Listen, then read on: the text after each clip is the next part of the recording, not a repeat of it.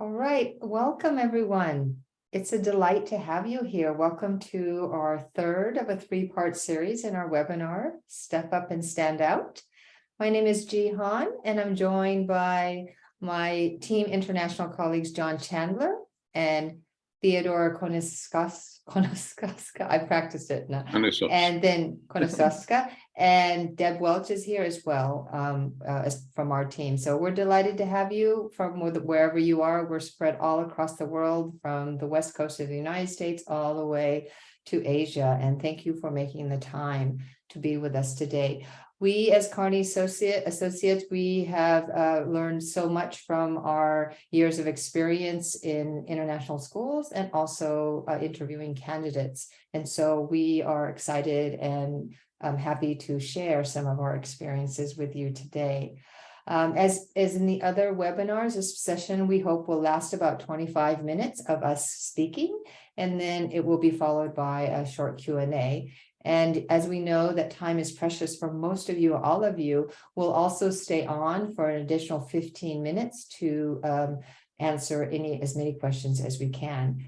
Thank you for some of you have already given us questions when you registered, but feel free to put your questions in the chat. Our colleague Julie Landis, who is amazingly making sure that all the backside and the technical side is working, she will be recording your questions and helping us at the end so that we don't forget to answer as many as we can. So again, we're delighted to have you with us. This session, as you saw when you joined, is being recorded and will be available for you after the end of this session. And without further ado, then I'm going to hand it over to my colleague, John Chandler, who is going to talk about, this whole session is about what do you say or perhaps not say in an interview. And John Chandler is going to start us off with preparation. Over to you, John. Thank you much, G. I appreciate it. In the first webinar session we had, Deb and G talked about how to present yourself, how to prepare to give a visual presentation of yourself when you go into a virtual interview. Today, as she said, we're going to talk really about the interview itself.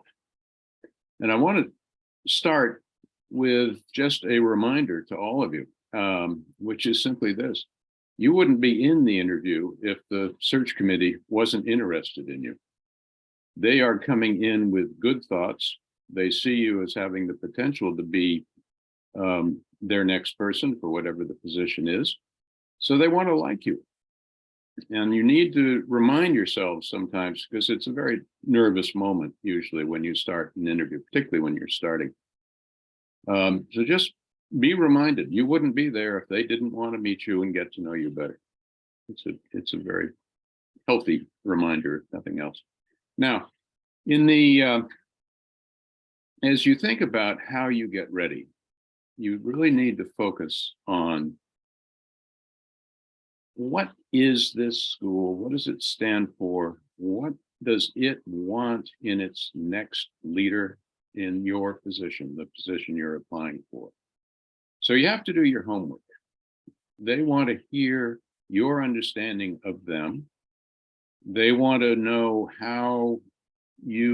why you're attracted to the school. They want to know what makes it stand out to you. And they want to know how you would be a good fit with all of them. It's easy to say, I'm really good, I can really help you, and hire me.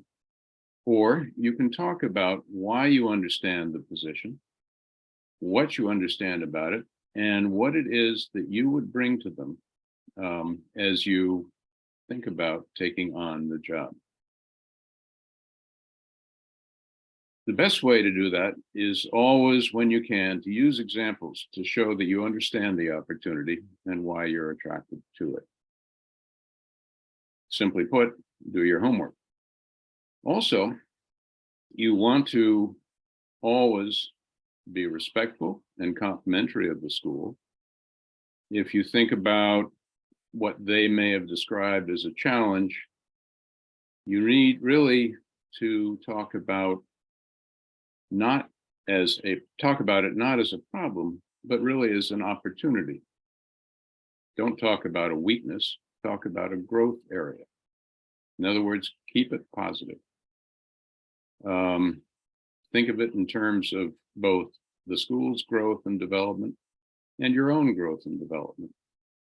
We believe as a team, we always come at a search from the standpoint that schools are dynamic entities, that they are in a state of constant growth and evolution, particularly good schools, because they take that very seriously.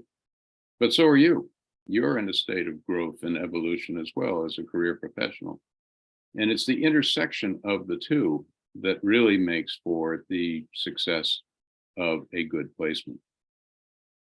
With that in mind, you want to think about what it is in your professional experience that does make you a good fit.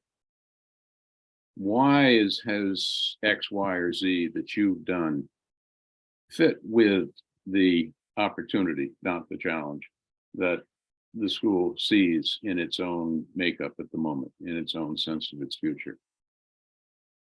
Are you committed to its mission? What does its mission mean to you? Are you really interested in a school that has certain aspirations?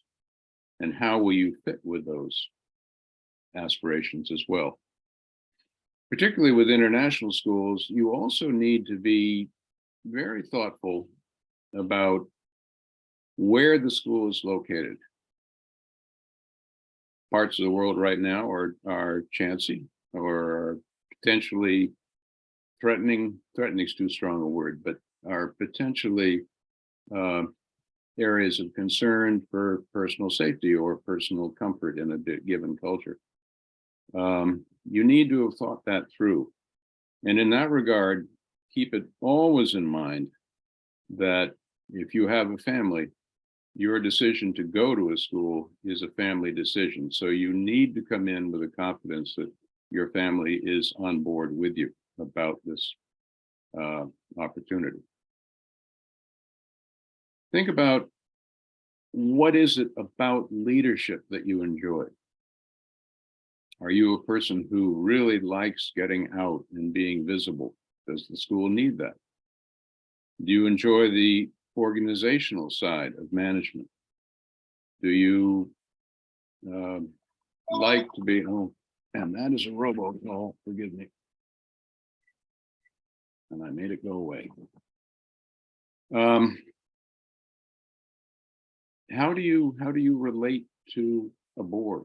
How do you work with a board? What's your experience with board interaction? These are very, very important, particularly for head of school positions. And what type of leader are you? Think about it. Are you able to talk about why you are a collaborative leader or why you get a real joy in strategic planning and vision? All of these are questions that the board is going to want to know about, and you will want to be able to speak to them with confidence. Another very important piece of advice, which we constantly remind candidates, is those of us, wherever we are, who are the consultants handling a search, helping a school with the search, are there to help you too. And we are resources for you. Don't hesitate to ask. In terms of, about any question you have, in terms of planning for the interview itself, the consultant should have a pretty good idea of how many people are going to be in the Zoom interview, and ideally who they will be. And it would be very, very good for you, if you have that information, to do some research on their roles and the backgrounds. Very often, if it's a board group, there will be biographical information about members of the board on the school website. Use it by all means. You also want to think through the questions that are likely to come up, and she and Theodora will talk about this as you go along, but think through what your answers will be to those, and have the answers on note cards and practice them. We encourage people very often to get a partner in on this and go through a dry run answering questions that may come up. Also, be very, what's the best way to put it? Obviously know your school and its academic program. Are you an IB experienced person, for example? And is the school an IB school? That's important. And some people haven't worked in an IB school, so they need to think through what it is they need to know and actually what do they know about it. And it goes on and on and on, and we'll come back to various other aspects of this. But at this stage, I'm going to turn it over to Theodora to talk from a different perspective. So on to you, Theodora. Thank you, John. Good morning, good afternoon, good evening, everybody. Can everyone hear me okay? Great, thank you. I know how busy your schedules are, and I'm so grateful that you're able to share your time with us and speak to us about this important topic. I am very much looking forward to discussing this with you and answering your questions. Hopefully what I just said made you feel like I'm a nice person, that I am in control of the Zoom experience, and that I want to be with you. Because when the conversation with your interviewee group starts, these may be the things that you want to communicate first. So in your opening, don't be afraid to check if Zoom is working properly, if people can hear you and see you. Do consider thanking them for their time, because especially search committee members are very, very busy, and tell them that you're excited to be there. It just creates a rapport that will go a long way in ever so awkward situations like online interviews. Your first connection with the school will likely be through a search committee, which naturally means there will be more than one interviewer. So right at the get-go, you will be outnumbered in the room, but I'm sure that's not your first time. You are all pros. There's 34 of us, or 35 on this call. I definitely feel outnumbered. It's okay. So just take it in stride, and be prepared to be asked by different people, different kinds of questions. One question that may come up very early on is what we call a trap question. It sounds something like this. Walk us through your resume, or tell us about yourself. And the reason I think this is a trap question is because it can easily take up the whole interview. You talking, you're going through every single point on your resume, and ultimately it is not the most helpful discussion because the paper is already in front of them. So reiterating what you've written on a nice 1 or 2 page document is not the best use of anybody's time. So instead, what you can do, because you're in control and because you're a nice person and because you're excited to be in the room, is to actually pivot and say, there are 3 things or 3 points I'd like to emphasize from my experience. Of course, as you have prepared for all of this, as John told you, you will have thought about these 3 points in relation to the school. So consider 3 experiences from your prior lives or from your current experience that relate to the school, what the school is looking for. So for example, while I was at school A, I focused on developing program B, similar to what your school C is considering, and then give them some highlights. Another example is so-and-so. So be very specific, and also take the opportunity to highlight just how good a fit you are. Then go back to the interviewer and say, would you like me to go into more detail? Would you like me to cover some more items? This way, you are answering the question without actually getting bogged down in 1974, I did so-and-so. When you turn it back to the interviewer, they can go back and ask you more questions. And of course, you're prepared for all of that. And again, you feel like you're in control. What those questions are will be the topic of what G will tell us. All right. Thank you, Theodora. I really appreciate that. Thank you for that modeling. I see that people continue to join our sessions. So welcome to those of you who've joined us recently. Don't worry if you've missed the beginning. Like I said, this session is recorded, so you will be able to go back and watch it from the very beginning. So hopefully that you'll have that full experience. And again, we're delighted to have you here with us today, especially in your very busy time. So we're going to look a little bit now on the specific responses that you give during the interview. So we as consultants, we often work with search committees on coming up with the questions that are most relevant for that school and that position at that time, which is why it's so important to be looking at the position description that we send out for the interviews, because it will give you a very strong clue as to how to prepare and what to prepare for. One of the questions that you absolutely without fail will want to and absolutely need to prepare for is, why are you interested in this position and why are you a good fit? That signals, that's one, it helps you make sure that you are in fact a good fit, because sometimes we're not sure if there's alignment between our skills and our values and the school. But it also helps the search committee really believe that you have put some time and investment into making that connection, because they want to know that you want to be part of their community, and that time and energy that you've put into answering that question with specifics is really important, because as much as they want to like you, they want to hear that you have invested in them, and showing them by answering that specific, why are you a good fit for this position, is really key. When you do that, though, please also, and any other questions, when any question has come to you, it sounds obvious, but try to make sure that you do stay on topic. There will be many questions in any given interview, and it's so easy to go off topic. And if you need to, write it down really quickly so that you answer the question that is being asked. One of the most frustrating things for consultants and for search committees is when you answer a question that is not the question that was in front of them.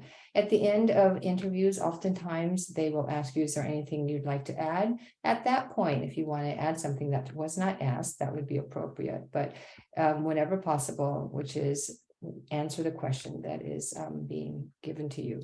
You also want to think, as you're answering questions, that you want to be able to show them through examples and not speak at them like you're telling them something, but that you want to help them envision you in a particular place or time.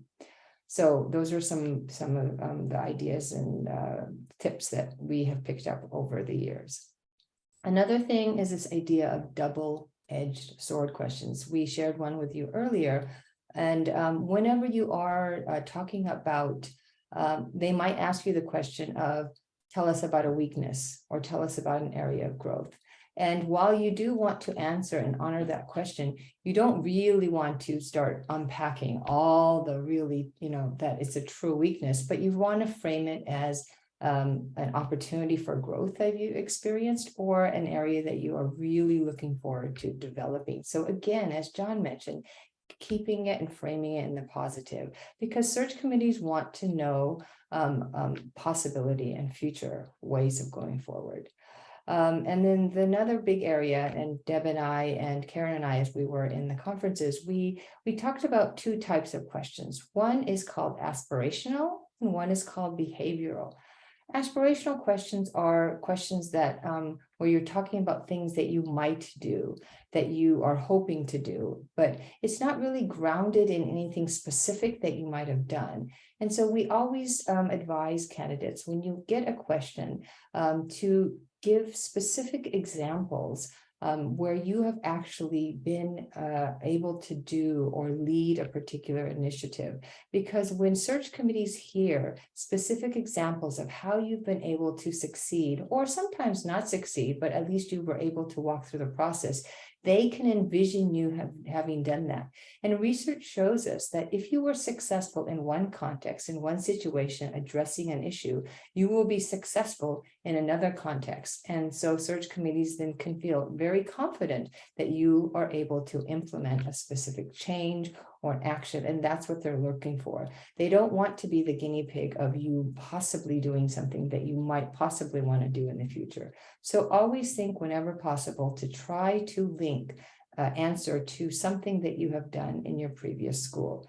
In preparation, you might have several different types of examples at your ready, so that you can be ready to answer with confidence as well.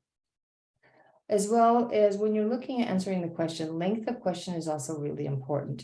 Not too long, not too short. And we understand that sometimes that is hard to manage. When you're giving examples, just try to stick to maybe one, not more than one or two, because if you go on too long, then people will lose interest. The other thing, which I know is very difficult to do, but it's something worth considering, is when you're answering the questions, you need to be looking at your audience and watching their faces. Do they still look interested? It's like in any case situation when you're doing a presentation, you need to read the room. So if they have eye contact with you and they're nodding, then you're thinking, yep, they're coming along with me. But if they're not looking at you and you see them looking away, it's possible that you've lost them. So you need to ensure that you do read the room as you answer the questions. And again, just like in person, try to make sure that you maintain eye contact with them as well. Some of the topics that we notice are coming up in a lot of these interviews are things about how have you been coping with post-COVID issues? What is happening with their enrollment situations? Have you had some kind of experience with that? Wellness is a huge topic. So you most likely may get a question that's related to your experience in your leadership within the wellness realm. And things also about how do you adapt to unpredictable situations. And so these are some of the trends that are coming up. So those are the areas that you may consider as you prepare for your interviews as well. And finally, I'll close with these things that you might want to avoid as you're answering the questions, because some of these questions can be answered by us, the search consultants. You don't necessarily need to ask timeline questions, because that's something you can ask the search consultants, and that saves time in the interview for really the content of who you are as a leader. We also advise that you avoid asking compensation questions. Again, that is a conversation you can have with the search consultants, because otherwise it signals to the search committee that that's the priority rather than your desire to be at the school. Finally, you want to avoid asking sensitive questions about things that you might have heard about the community, anything that would make the community feel that you're being critical of them. So again, we advise you to, if you have a concern or a question, to direct those to the search consultant. And that's how we can work with you as partners to ensure that you get the information you need, but not necessarily direct it towards the search committee, because they can often be quite sensitive and they might misinterpret your question in a way that you don't want to. So that's a few of our thoughts. The things that you want to make sure, as a summary, the things that you want to highlight are the connections, the alignment of you and the position. You want to be asking about things about how the school, what directions the school is going to be going in the next few years, also so that you can talk about fit, and also make sure that you are the type of person who is interested in developing positive and constructive relationships with any member of the school community. Now, that was like a really quick overview of a presentation that we normally would have taken an hour to go over.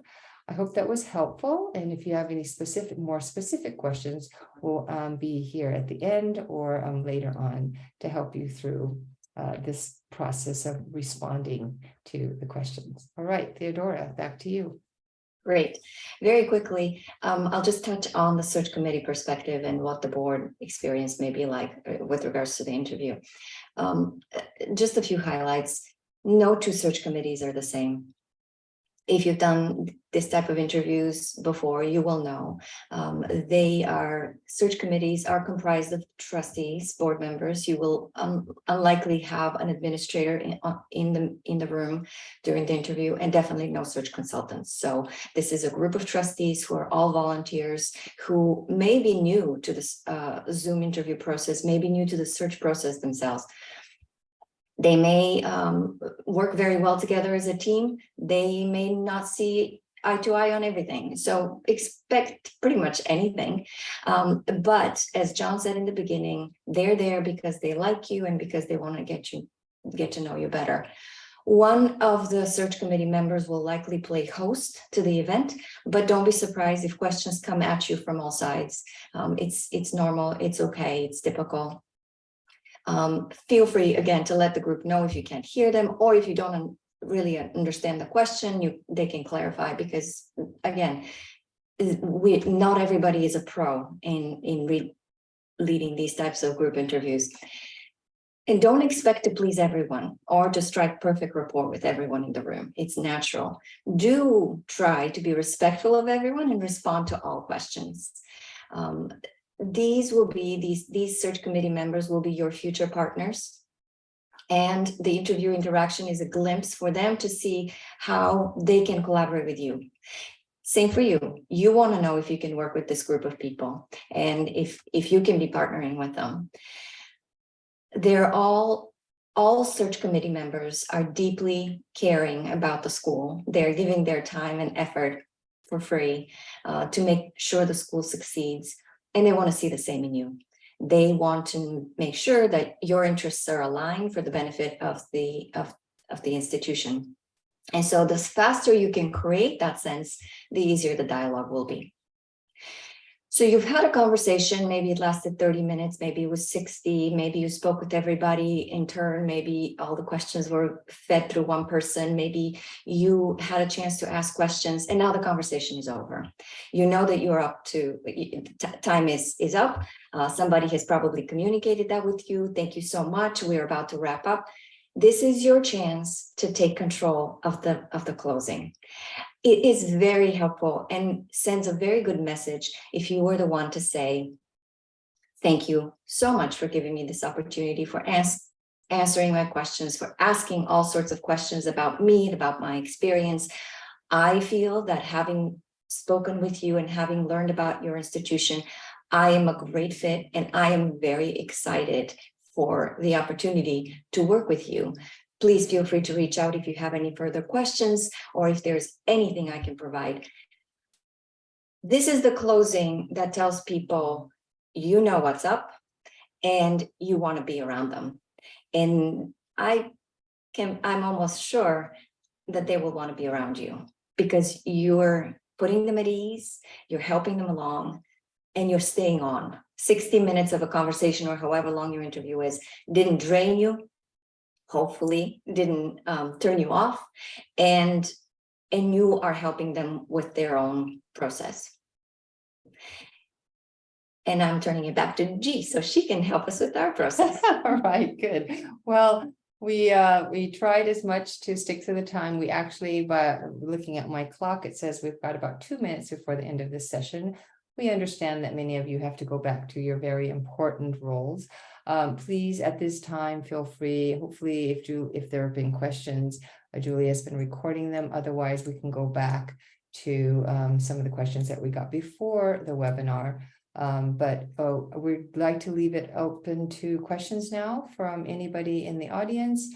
Please do put it in the chat. And again, we are happy to stay on for another 10 to 15 minutes to continue this conversation. We want to say thank you again for joining us for during your very busy times, especially leading up to the winter break. It's a very hectic time. It's a very tiring time, but we and your schools are very grateful for everything that you do. As leaders, we often are the ones giving the thanks and we don't often get the thanks. So we want to share our appreciation with you for spending your precious time with us. And we look forward to continuing to see you, meet with you, support you in your future endeavors. Thank you. All right, open for questions. Julie, I think you're going to help us, I guess, if there are questions. Yeah, there's nothing in the chat right now, but I can start with something we received earlier. Great. And this question is how you navigate avoiding speaking about why you've left a previous position, especially if it was due to the leadership.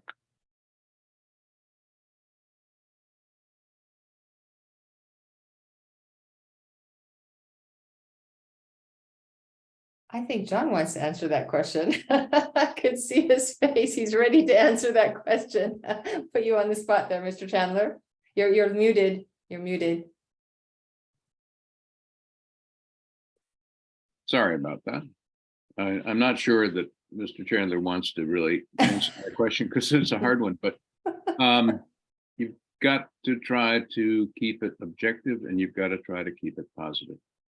Inevitably, in anybody's career, there are going to be moments when things haven't gone as well as you'd like to. So it can lead to your leaving a position.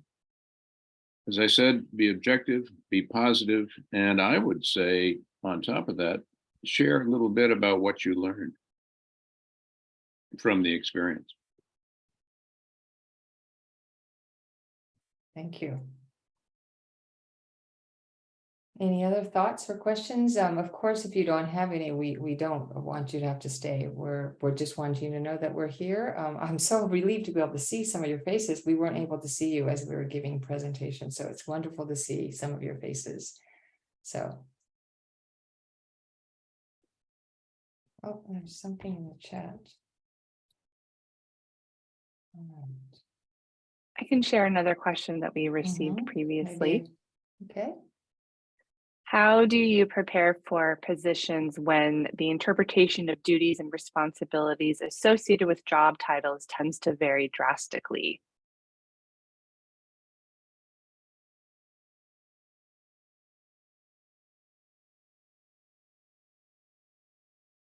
I hate to dodge, but can you say that again, Julie? Of course. How can you best prepare? I guess the question is, knowing that the interpretation of duties and responsibilities associated with job titles can vary, schools want my different things from a leader. How do you prepare for an interview knowing that that is the case? I'll start, and I would simply say I would start with the position description and look for what the expectations are for the position. That will usually get you pretty well beyond the title. And the other piece of specific advice, going back to something we said earlier, is make use of your consultant. If you have a question about what's involved, the consultant should have that answer.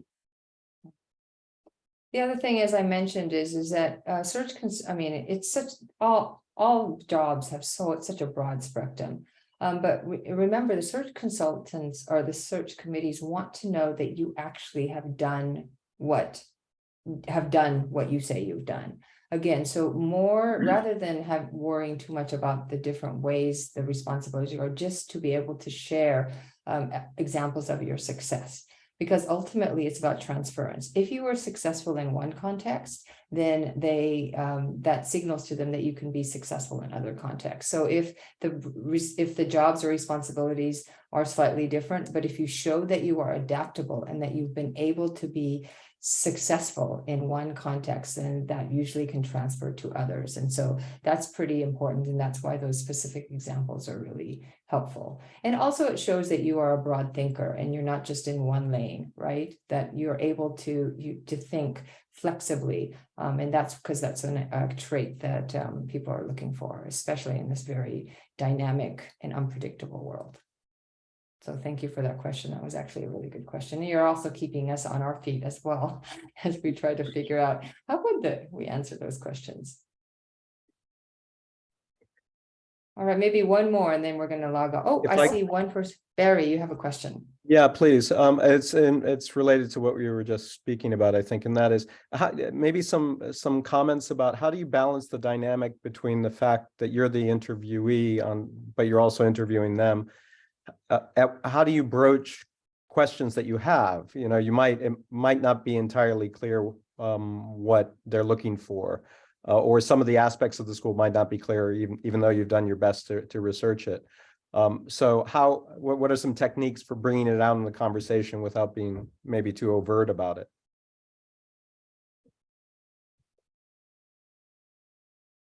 Who wants to start? I believe that, again, things like the position description and things like the website really should be kind of the first go-to. If you are finding it difficult to find out about a school information, I think that signals something for a lot of reasons. But as much as possible, try to use other means rather than that direct question to the search committee, because it doesn't feel good when they feel that the candidate is like completely probing that way. There are many ways to get them. You might know somebody who used to work at the school, you might have a contact, but if possible, I mean, if it is something, I know, depending on the context, obviously, if it's something ridiculously burning and you want to know, oftentimes search committees at the end saying, do you have any questions? You would ask you could ask it there, but again, remember our conversation is whenever possible, keep the conversation positive. Because your goal in any interview is so that you can make it to the next level and also be invited for hopefully a final interview. And if you do not continue with that positive message, even if you are the best fit, you might be the best candidate, you won't actually make it to the next interview. So try to stay positive, because I believe we believe if you get that far, then eventually your questions will be answered. So yeah, so it's a fine line, but we do say that you should try as much as possible. The international school world is large. There's a lot of people who know a lot of people. And so again, trying to use your network, the search consultants. I know that the Carney consultants, I can only speak for Carney, are very, very knowledgeable about the schools and the situation. So again, we can't emphasize enough to stay in contact with your consultants. Just adding on to that a little bit, I think as you prepare for your interview, one of the things you definitely want to do is to have a couple of questions ready. But they ought to be, as G says, they ought to be positive questions. They ideally should get the board talking about things that are important to them. Strategic goals, for example, or priorities that they envision for the next few years. And that keeps it on a positive forward-looking plane, which is, I think, the kind of engagement which they're looking for too. Okay. Well, we do not want to keep you any longer. I know some of you are very late in the evening and some of you are getting ready to start your day. So we are absolutely delighted again that you've joined us today. It's always wonderful to meet with you. We will stay on for anybody else who wants to talk to us, but please, at this point, if you would need to go or leave, feel free to do so. Thank you very much. Thank you.